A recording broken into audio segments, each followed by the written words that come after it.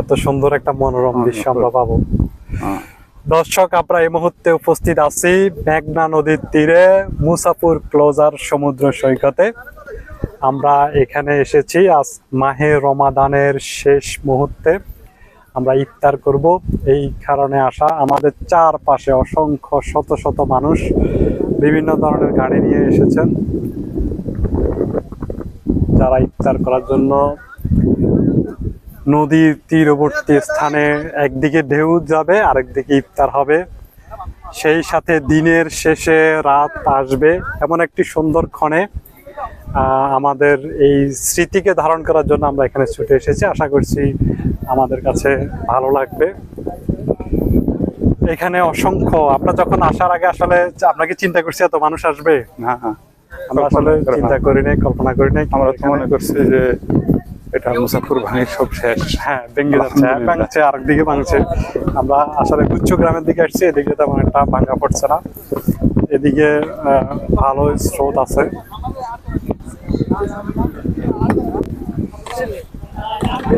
আমাদের লোকজন যারা আছে এরা কাটাকাটি করতেছে। জি জি,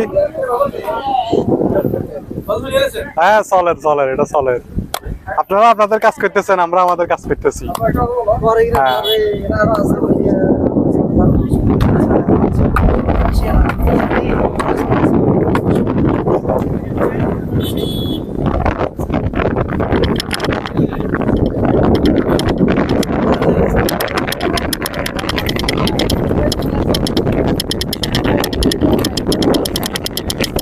চমৎকার এক দৃশ্য ধারণ করতে আমাদের কাছে অনেক ভালো লাগছে।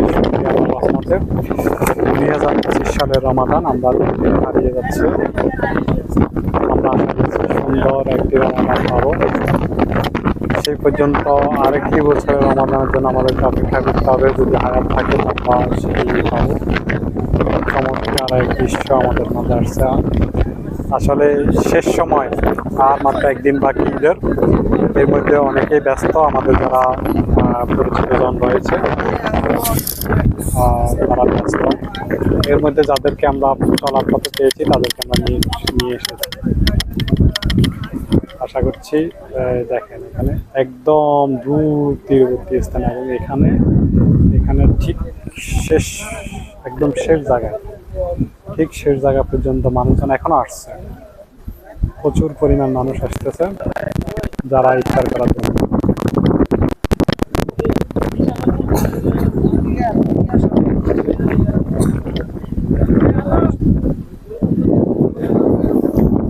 ইফতারের প্রস্তুতি চলছে। আশা করছি এই চমৎকার বাতাস, এখানে বাতাসটা বেশ ভালো লাগছে। এবং সারাদিনে যে ক্লান্তি ছিল, প্রচণ্ড রোদ, এর মধ্যে অসাধারণ লাগছে। যারা আসলে অনেকের ছবি তুলে ব্যস্ত, ছবি তুলতেছেন সবাই, যার যার মতো সবাই ব্যস্ত। খোলা আকাশের নিচে এমন একটি চাহনিতে